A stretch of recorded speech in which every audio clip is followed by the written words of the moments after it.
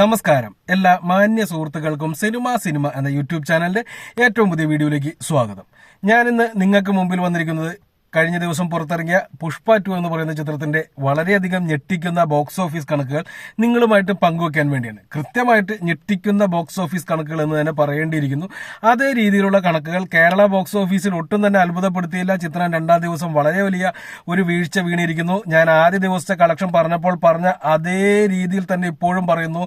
ഹിന്ദി വേറെ ലെവലിൽ പെർഫോം ചെയ്തുകൊണ്ടിരിക്കുന്നു.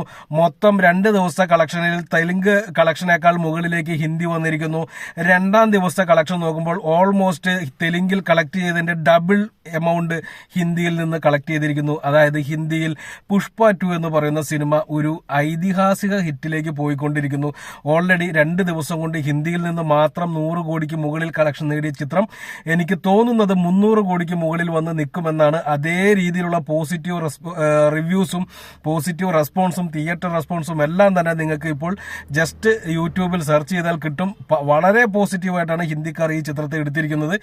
പക്ഷെ എന്തുകൊണ്ട് സൗത്ത് ഇന്ത്യക്കാർ ഈ സിനിമയെ കൈവിട്ടു എന്നുള്ളത് എനിക്കറിയത്തില്ല. തെലുങ്കിലും പടം വീഴുന്നു എന്നുള്ളൊരു സൂചനയാണ് കാണിച്ചു തരുന്നത് ഇപ്പോൾ. പക്ഷെ പൊതുവെ നോക്കുമ്പോൾ സിനിമ വലിയ ഹിറ്റിലേക്കാണ് പോകുന്നത് എന്നുള്ളതും കൂടിയും പറയേണ്ടിയിരിക്കുന്നു. എന്ത് തന്നെയാലും ചിത്രത്തിന്റെ കളക്ഷനിലേക്ക് നമുക്ക് കടക്കാം. അതിനു മുമ്പ് എനിക്ക് നേരിട്ട ഒരു അനുഭവം കൂടി പറയാം. ഇന്ന് കൃത്യം ഞാനിപ്പോൾ ഈ വീഡിയോ ചെയ്യുന്നത് ഏകദേശം 2:45 കറക്റ്റ് 3:02 നിങ്ങൾക്ക് ഇവിടെ ടൈം കാണാം. ആ 3:02 ഞാൻ ഈ വീഡിയോ ചെയ്യുന്നതിന് തൊട്ട് മുമ്പ് കൃത്യം 2:30 ഞാൻ തിയേറ്ററിൽ ഇവിടെയുള്ള കാലടി ജവഹറിൽ 2:15 സമയത്ത് ചെന്നിരുന്നു. ഓൾറെഡി 2 മണിക്കോ മറ്റോ അവിടെ പടം തുടങ്ങുന്നത്. അപ്പോൾ കുറച്ച് വൈകി എന്നാലും കുഴപ്പമില്ല പടം കാണാമെന്ന് കരുതി ചെന്ന് കഴിഞ്ഞപ്പോൾ ഒരു കാര്യം വളരെ വ്യക്തമായിട്ട് മനസ്സിലായി. ഇന്ന് അവിടെ ഉച്ചയ്ക്കലത്തുള്ള ഷോ ഇട്ടിട്ടില്ല. കാരണം എന്താണെന്ന് വെച്ചാൽ 10 പേര് തികഞ്ഞില്ല എന്നുള്ളതാണ് കാരണം. ഏകദേശം 2:10 വരെ അവിടെ 8 പേര് വെയിറ്റ് ചെയ്തിരുന്നു. 2 പേരും കൂടെ വന്നിരുന്നെങ്കിൽ പടം ഇട്ടേനെ എന്നാണ് അവിടെയുള്ള തിയേറ്ററുകാർ പറഞ്ഞത്. ഞാനും എന്റെ കൂട്ടുകാരും കൂടെ പോയത്.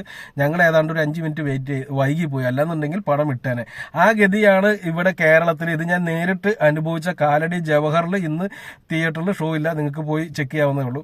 അപ്പോൾ ആ രീതിയിലാണ് ഇവിടെ കേരളത്തിൽ പെർഫോം ചെയ്യുന്നത് എന്നുണ്ടെങ്കിൽ ഹിന്ദിയിൽ ടിക്കറ്റ് കിട്ടാനില്ല എന്നുള്ളതാണ് മറ്റൊരു പ്രത്യേകത. അതാണ് എന്നെ ഞെട്ടിച്ചതും.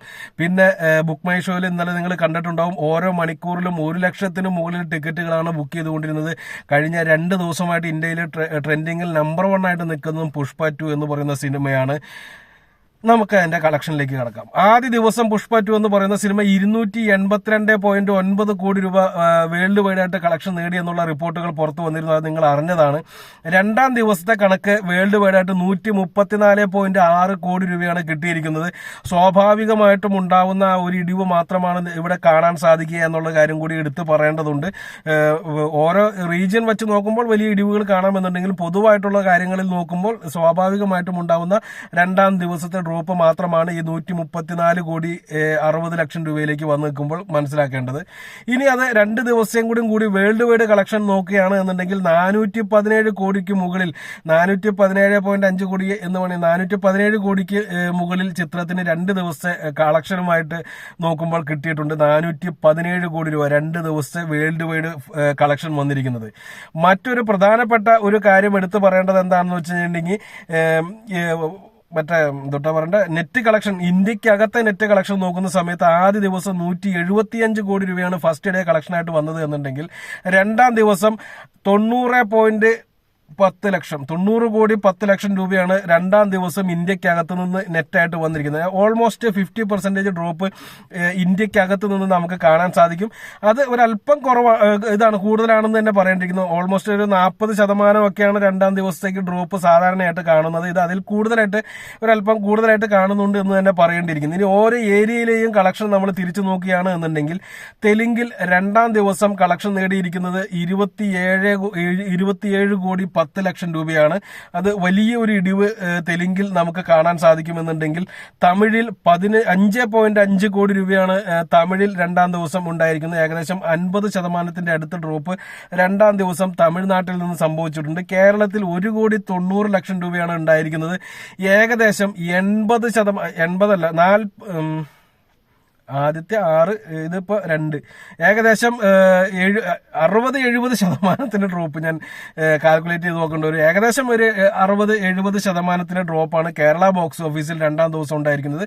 അത് അസ്വാഭാവികമായിട്ടുള്ള ഡ്രോപ്പാണെന്ന് തന്നെ പറയേണ്ടിയിരിക്കുന്നത്. ശരിക്കും പറഞ്ഞാൽ ഇപ്പോൾ ആദ്യ ദിവസം 6 കോടിക്ക് മുകളിൽ കിട്ടിയപ്പോൾ ശരിക്കും ഈ ഒരു സമയത്ത് ഒരു 2.5-3 കോടി രൂപ റേഞ്ചിലാണ് കേരള ബോക്സ് ഓഫീസ് വരേണ്ടിയിരുന്നത്. പക്ഷേ അതിനേക്കാളൊക്കെ വളരെ താഴേക്ക് കേരള ബോക്സ് ഓഫീസ് വീണിട്ടുണ്ട്. കന്നഡ കളക്ഷനിലേക്ക് നോക്കുന്ന സമയത്ത് വെറും 60 ലക്ഷം രൂപയാണ് കാണിച്ചിരിക്കുന്നത്.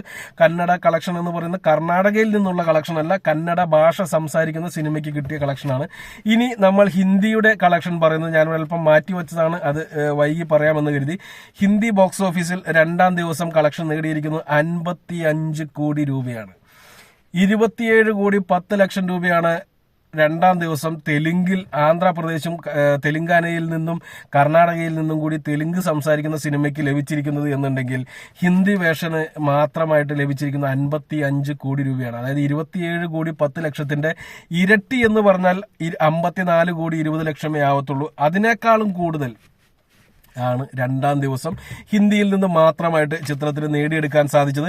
ഇതുവരെയുള്ള കളക്ഷന്റെ കാര്യങ്ങൾ നോക്കുകയാണ് എന്നുണ്ടെങ്കിൽ തെലുങ്കിൽ 2 ദിവസം കൊണ്ട് തെലുങ്ക് സംസാരിക്കുന്ന സിനിമയ്ക്ക് കിട്ടിയത് 118 കോടി 5 ലക്ഷം രൂപയാണ്. 118 കോടി 5 ലക്ഷം രൂപയാണ് 2 ദിവസം കൊണ്ട് പുഷ്പ എന്ന് പറയുന്ന സിനിമയ്ക്ക് തെലുങ്ക് സംസാരിക്കുന്ന ഭാഷയ്ക്ക് കിട്ടിയത് എന്നുണ്ടെങ്കിൽ ഹിന്ദി എന്ന് പറയുന്ന ഭാഷ സംസാരിക്കുന്ന പുഷ്പ 2-ന് 2 ദിവസം കൊണ്ട് കിട്ടിയത് 125.30 ലക്ഷം. 125 കോടി 30 ലക്ഷം രൂപയാണ് 2 ദിവസം കൊണ്ട് ഹിന്ദിയിൽ നിന്ന് മാത്രമായിട്ട് സിനിമയ്ക്ക് കിട്ടിയത്. ഈ വീക്കെൻഡോട് കൂടി ഈ സിനിമ ഹിന്ദിയിൽ നിന്ന് മാത്രമായിട്ട് 250 കോടിയോളം അടിക്കും എന്നുള്ളൊരു കാര്യത്തിൽ ഒരു സംശയവും വേണ്ട. ഇനി അത് ഒരു ചെറിയൊരു ഡ്യൂ ഉണ്ട് എന്നുണ്ടെങ്കിൽ പോലും 225 കോടി കൺഫേം ആയിട്ട് അടിക്കും എന്നുള്ളൊരു കാര്യം ഉറപ്പിച്ച് തന്നെ പറയാം. കാരണം രണ്ടാം ദിവസത്തെ കളക്ഷൻസും രണ്ടാം ദിവസത്തെ തിയേറ്റർ റെസ്പോൺസും എല്ലാം തന്നെ സൂചിപ്പിക്കുന്നത് ചിത്രം ഹിന്ദിയിൽ വലിയ ഹിറ്റിലേക്ക് പോകുന്നു എന്ന് തന്നെയാണ്. ഏകദേശം 7 കോടിക്ക് മുകളിൽ 7 കോടി 25 ലക്ഷം രൂപയോളം 2 ദിവസത്തെ കളക്ഷൻ വരുമ്പോൾ തെലുങ്കിനേക്കാൾ കൂടുതൽ ഹിന്ദിയിൽ നിന്ന് നേടിയെടുക്കാൻ ഈ സിനിമയ്ക്ക് സാധിച്ചിട്ടുണ്ട്.